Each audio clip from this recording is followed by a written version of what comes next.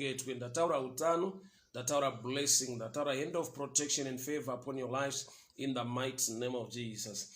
My scripture reading this morning is coming from the book of Mark chapter 6. Mark chapter 6.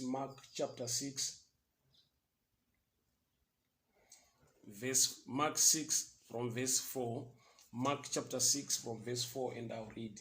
Jesus said to them, only in his hometown, among his relatives, and in his own house, is a prophet without honor. He could not do any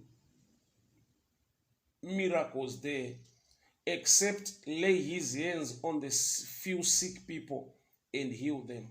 He was amazed at their lack of faith. Father,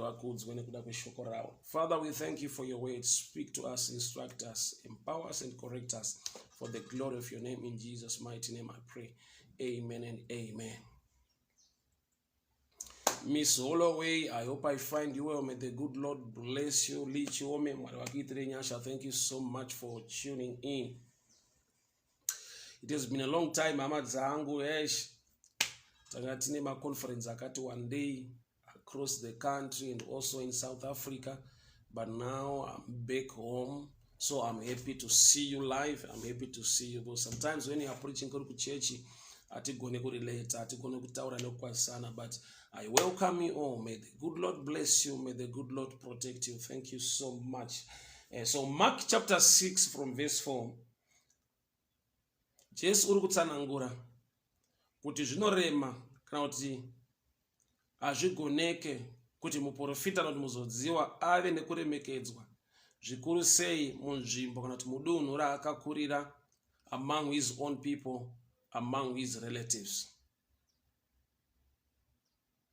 Among his own people, among his relatives, a prophet has no honor. So he did not do many miracles there, except lay hands on few sick people and heal them. Kureva kuti Jesu waigona kuita zvizhinji in that area, but nekuda kwekuti vane kuziva kuri mavari kuri natural kuri kubloka the supernatural to flow. Among his own people, among his relatives, zvinongoreva kuti vanhu vakava so much knowledge nekuziva kuri natural panyama, vanogona kudzivisa, vanogona kuva a blockage to the flow of the things of the spirit. Minana kana kuti kuita kwaMwari kune chekuita nemunhu unotenda. Zvino pano Jesu Bible riri kutipa yandingati a negative report or a negative testimony concerning his ministry. Why? Nekuda kuti Jesu ndi Jesu wamasimba ose, une nyasha zhinji. Asi apa Bible riri kutsanangura kuti he did not do mighty works there because of their unbelief. Iye wakatoshamiswa nekusatenda kwavo.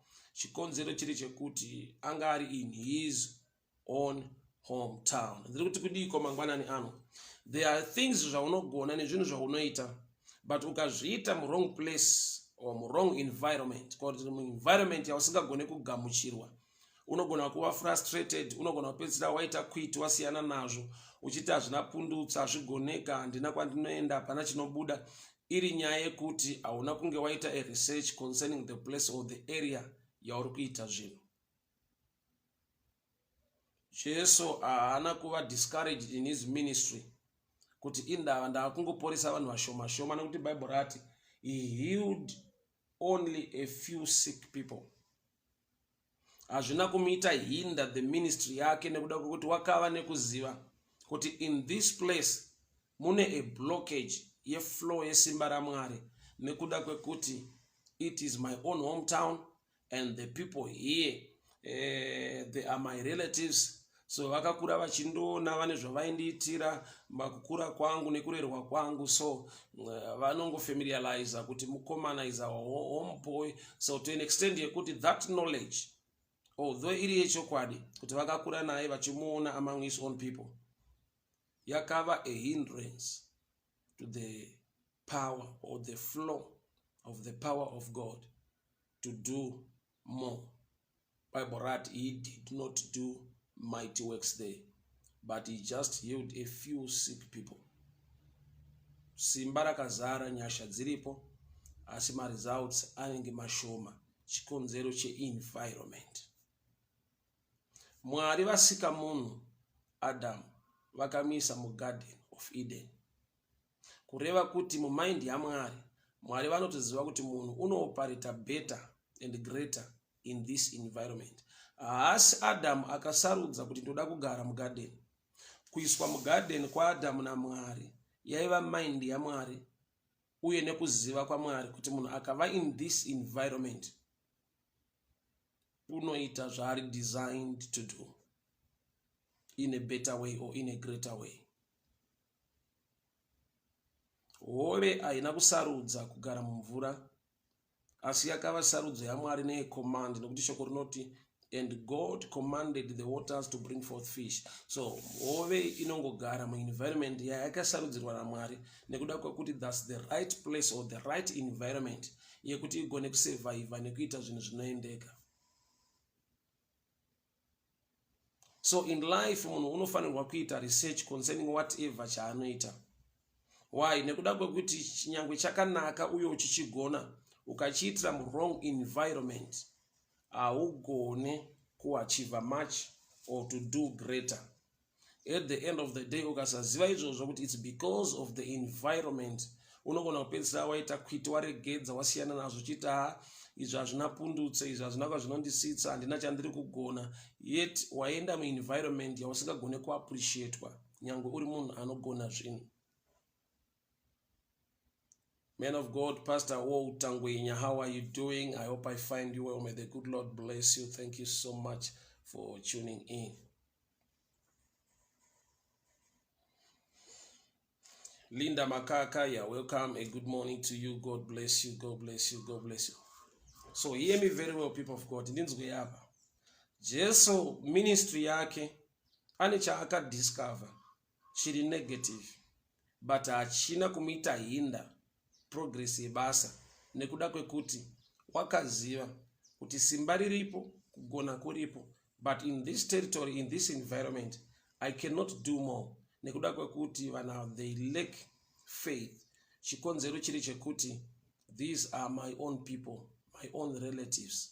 So you can operate in an environment inogona kukunyepera pama results, ukapedzisira waita kuita waregedza kuita chinhu uchiti ndofunga hachina pundutso kana kuti handina zvandinogona, yet une zvaunogona uye zvine pundutso, but the environment yauri kuitira zvinhu ukasainzwisisa unogona kubatwa nemweya wekuneta ubva wataiwa hazvina basa. So operating kuita zvinhu kune chekuita nekuziva nzvimbo yekuzviitira kuti zvitakure much value. Jesu wakaita minana mishoma mu Galilee among his own people, but haana kuti ministry haichaita nekuda kwekuti handichanyanyoita zvinhu zvakati kurei, but wakadiscover kuti the effect ye-environment haireve zvandiri, inoreva zvavari. The fact yekuti environment yandiri haina kunaka, hainditenda, haigoni kuappreciata, hazvireve kuti mandiri hamusisina simba raMwari rekuita zvizhinji. My Beatrice Ndawana, may the good Lord bless you. Thank you so much for tuning in. Kwakadiko ku Rustenburg, may the good Lord bless you and protect your family in the mighty name of Jesus.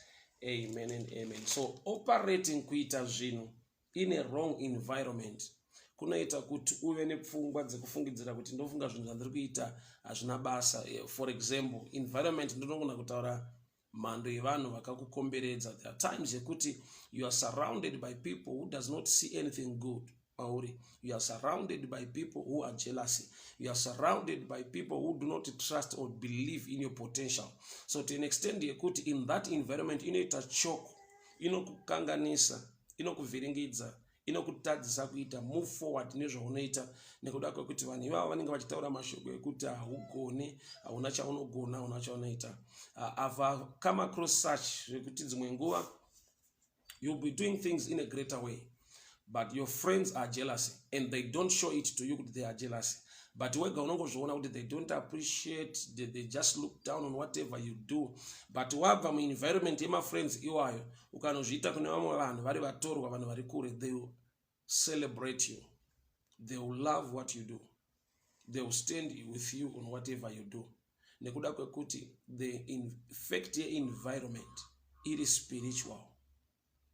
The devil unoita capitalize nekudaro kuitira kuti ukasaziva kuti ndazviita mu wrong environment, you will quit, you will resign, unopedzera wasiya zvauri kuita, yet you are doing the right thing but in a wrong place. So nzvimbo pachayo ine a spiritual drive or a spiritual effect in whatever you do in life.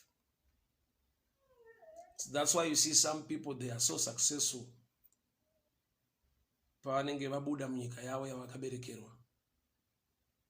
Some people, they can do greater things vari muenvironment isina relatives akati one day, nekuda kwekuti the effect ye-environment yevanhu vasingakuite cheer up, yevanhu vasingafari newe, yevanhu vari so jealous can choke the potential in you. Okumisira wati zvinhu hazvina kwazvinondisvitsa, hapana zvandiri kuita, handina kwandinoenda. Yet you are wonderfully and fearfully made. There is greatness and greater potential in you. But what you need to discover and see, to check your environment, your settings, are you not operating in a place iri against you, iwakatakura greatness in you. Makata boshataka mandele boshia kakara basande mikata boshata balada boshia kata yeketele bosha. I need to read the scripture which is Mark chapter 5. Mark chapter 5 verse 9. This knowledge, even the devil or the demons, they know about it. The effect of the environment. Mark chapter 5 verse 9. Then Jesus asked him, a man who was possessed by a legion of demons. Then Jesus asked him, what is your name? My name is Legion, he replied, for we are many. And he begged Jesus again and again not to send them out of the area. Madimoni ari kuziva simba riri muna Jesu kuti anodzingwa, but ane a request concerning the area. Madimoni ari mumunhu, but ari kudiscover kuti Jesu auya pano achadeliver muromo.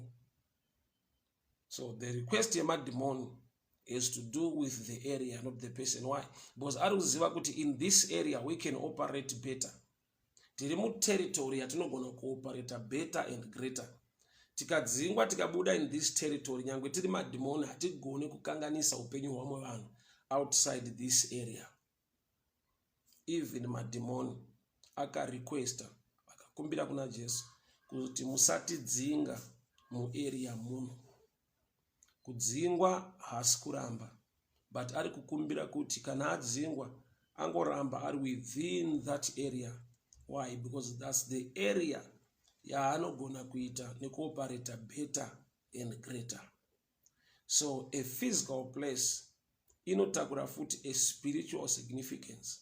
So a physical place, muchiona kuti Mwari vanoti kuna Abraham, ibva ikoko kwauri uye kuno and I will make you somebody great.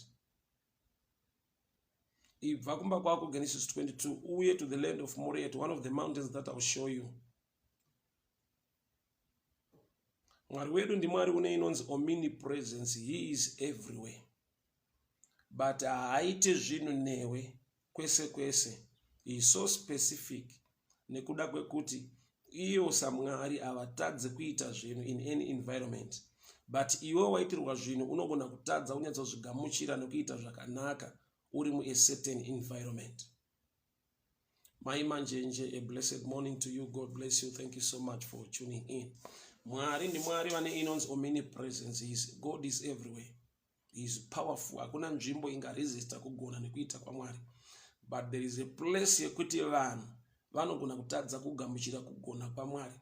zvoita sekunge pascripture yanditanga kuverenga sekunge Jesu akundikana kuporesa vanhu vakawanda gamba. There was a blockage paflow yesimba raMwari because of their unbelief, not because Jesus was not powerful, but because of their unbelief, or because they were his own relatives vane imwe knowledge iri natural inoita kuti vagone kusatenda zviri spiritual uye vatadze kugamuchira zvinovandudza nekuchinja upenyu hwavo. So there are people in life who are doing great and better things, vane so much potential, but the problem is that they are in a wrong place physically. I love and respect statement yekuti chero kwauri God can bless you, but that's half truth. And now that's a lie, but that's half truth. The complete truth inoreva kuti chero kwauri Mwari kwavanoda kuti uve, or kwauri designed to operate, you can do better and greater in that environment. Ndi Mwari waitotara nevanhu kuti ibva apa enda apa, ibva apa enda apa. Why? Nokuti pane zvakakunakira, pane zvaunogona kuita better in a certain place, zvausingagone kuita in a certain place. So panapa even the demons, Mark chapter 5 from verse 9. Mademon ari muna region anotokumbira kuti Ishe hongu munogona kutidzinga, but tinokumbira kuti don't send us out of this area, a place of influence, a place inoita kuti potential yako inyatsi manifesta zvinhu zvinyatsoendeka. So munamato wangu, munamato wako mangwanani ano, Mwari ndiratidzei the right place for me, a place I can be celebrated, a place, an environment yandinogona kuita greater and better. So munhu akasaiwa akatadza kudiscover izvozvo, unopedzisira aresign, aregera kuita zvinhu achiti maybe that's not my calling, that's not my gifting. How come gifting yangu is not taking me far, and ndaita zvinhu izvi but people are not appreciating me? Check environment. Pray for the grace for God to show you the right place to be. Malunga, I pray for you. I command right now sickness to leave your body in the mighty name of Jesus. Ndiri kunamata chikosoro chiregedze utano hwako. Mwari vakurwire vakuporese. Shoko rinoti nemavanga aJesu takaporeswa. Ndataura recovery in the mighty name of Jesus. Amen and amen.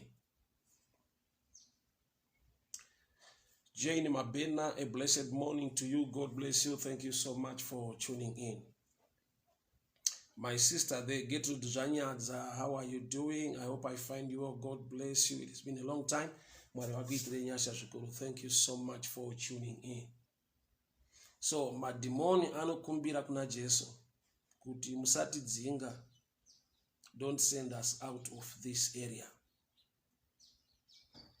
Madimoni mweya, but mweya uri kusvika pakurespecta an environment. Kureva kuti zvinhu zviri spiritual zvine chekuita nezvinhu zviri physical. So usava mind. So no uchiona kuti Mwari unobvisa vanhu muEgypt uchiendesa vanhu Canaan, a physical place yakatakura a blessing for the people of God. There is a place, kandichiti place sometimes I'm talking about the people who surround you. Vano create an environment inogona kukurwisa nekusakusimudzira nekusakuappreciate to an extent yekuti zvinokutsondora nekukuoresa moyo, uregedza kuita zvakuri designed to do, kana unotadza kuita zvinhu at a better level nekuda kwekuti there is so much resistance. So pamwe pacho, what you need to do is to pray for God to open your eyes so you can see nzvimbo, a place yaunogona kuita zvinhu with so much success and favor. So ndi Mwari unoti kuna Abraham, ibva uku uye kuno, I will make you great. Ndataura ndikati iwo Mwari pachawo avatadze kuita chinhu at any place, but kusatenda kwevanhu, the environment, inoita hinder the flow of the power of God. I'll give you an example. Pane zvandiri kutaura, pakava netambo dziri kubva nemagetsi kukariba achiuya kuno kwaRarare. Tambo iyoyo along the path, let's say pakaroyiwo Chinoi, tambo dzodambuka. Hazvireve kuti magetsi hakusisina kukariba kana kuti supply haisi kuuya, but tikafamba along the way tichaona kuti nyangwe magetsi ari on kukariba, supply ichiuya, pane tambo dzadambuka. Saka kuno hakuna chatiri kureceiva, but uku kuri kubva power. Kuno hatina chatiri kureceiva nekuda kwekuti tambo dzemagetsi dzakadambuka along the path. So uko plug itori on, switch iri on, magetsi ari kuuya, but pane paari kugumira. So Mwari ndimwari wamasimba ose, but kusatenda kunodambura, kunodzivisa the flow of power, grace and favor to reach the people. I don't know whom I'm talking to this morning, but pane nguva yekuti chiri mauri, nyasha dziri mauri, chipo chiri mauri, wakaenda nacho mu-environment or among the people, vasingagone kukucelebrate, kukuappreciate nekukuencourage. At the end unobva waisa a judgment iri negative, kuti saka izvi hazvina kwazvinondisvitsa, handina kwandinoenda, kana kuti zvinhu izvi handisi kunyatsogona.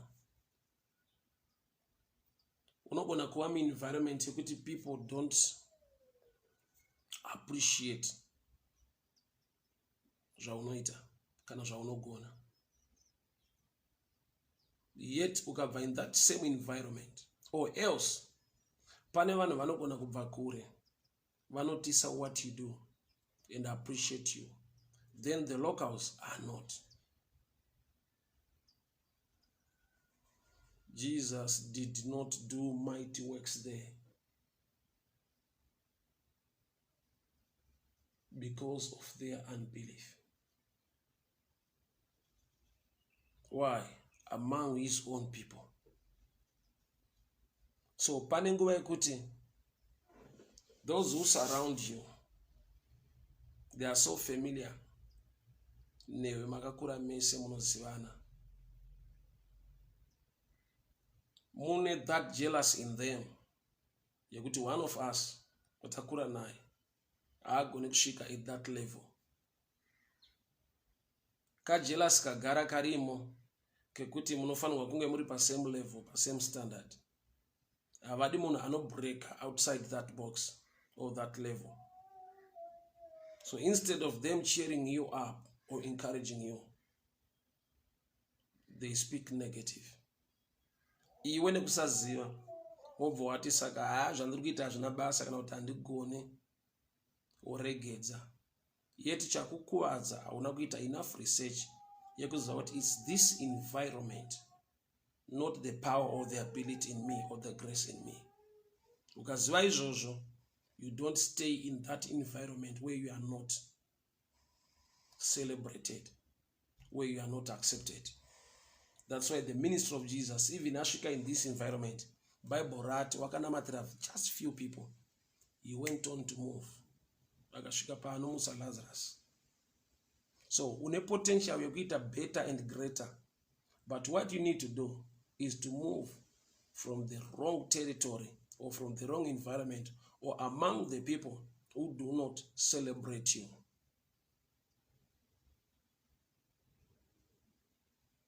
Continue to do what you do, what you are doing, but make sure waita research concerning the environment yauri kuita zvinhu. Zvauri kuita, zvauri, kune kwazvinodiwa nekuappreciatwa.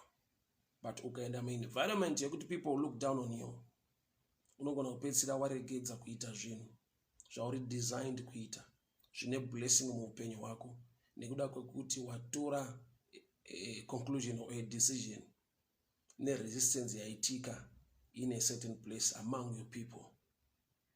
He did not do mighty works there. So zvinhu zviri spiritual zvine chekuita ne-environment iri physical.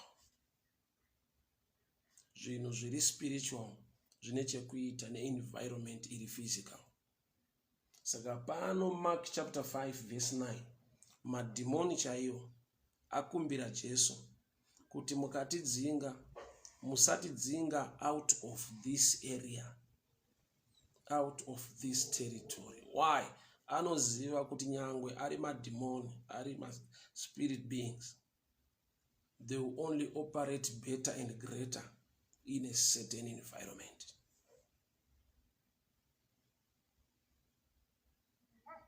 May the good Lord bless you. May the good Lord favor you.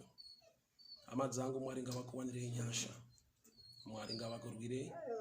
Mwari vakuchengete. Favor pane zvamunobata. Ropafadzo pamusoro pemhuri dzenyu. Father, I pray for your hand of protection and blessing upon your people. Mangwanani ano Jehovah ndatara ruoko rwenyasha nekubata kwenyu kunoshamisa. Hakuna wakaita semi Mwari. Hakuna wakaita semi mutsvene. Mumazuva anorema akaoma kudai eCovid-19 tinoramba tichiona nyasha dzenyu nerudo rwenyu. Ndakupai mbiri nekukuremekedzai Baba muzita raJesu Kristu eNazareta. Amen and amen. So munamato wangu kuti don't quit, don't resign. Whatever you are doing, may the Lord move you to a place where you are celebrated, to a place isingaite hinder the potential of the blessing in you. It takes me to the book of Mark chapter 4. Painotara pamusoro pe the parable of the sower. Mukushi waikusha mbeu from his own bag rainaro rembeu mumunda. Results embeu ane chekuita ne ground radonera mbeu than the type. Kurauti anga ane one type of seed, but my environment iri kudonera mbeu iri different. Pamwe padombo, pamwe panzira, pamwe pa ground rakanaka. So pasvikira mbeu panodetermine kukura kwayo. So chipo chiri mauri chinenge a seed. The environment ine zvainoita concerning the gift in you. Mbeu yakanaka inokasika kuibva ikaiswa paruware, that potential is destroyed. Saka wachiona kuti kune vanhu vekuti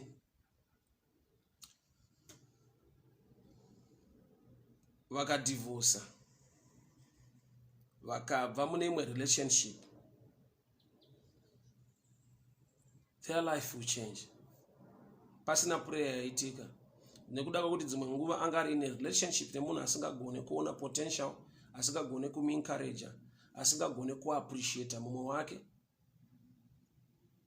Such things, they happen in life.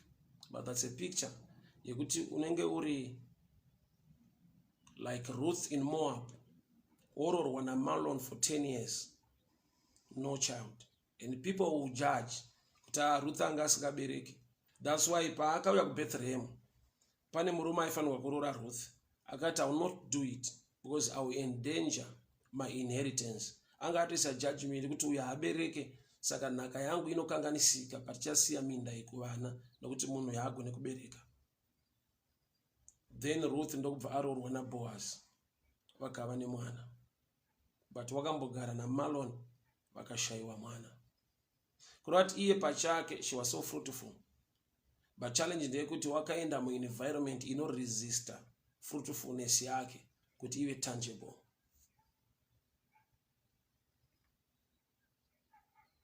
Mavis Butao, may the good Lord bless you. Blessing to Tama, may the good Lord bless you.